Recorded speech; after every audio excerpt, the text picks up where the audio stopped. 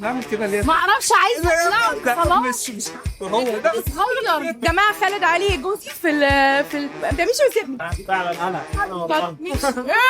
بما ان الفيلم بيتكلم عن الخمس مراحل بتوع الحزن، انا هقول لك على حاجات وعايزك تقول لي هل انت هتحزن عليها ولا هتعديها عادي. لو انت سايب اكل في الثلاجه وصحيت لقيت حد كله، لقيت حد كله من غير ما كان.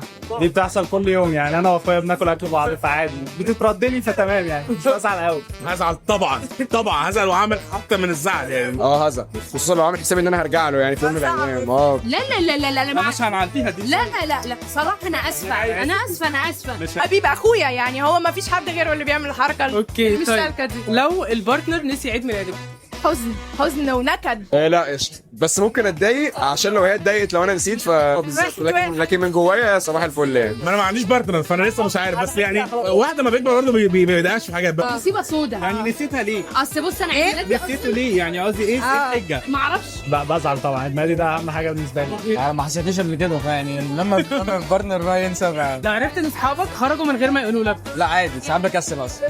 هتضايق دي تزعلني بالذات لو هيلعبوا كوره يعني يعملوا حاجه انا بحبها. لا عادي انبسطوا يا جماعه. كنت زمان بزعل جدا من هذا الحوار، بعد كده لقيت انه انا اصلا قادر يعني. لا دي بقى بموته. لا بصي دينا واقفه هناك صاحبتي، هي لما بتخرج من غيري مع صحابها هي اصلا الشخصيين عكنانه بقى.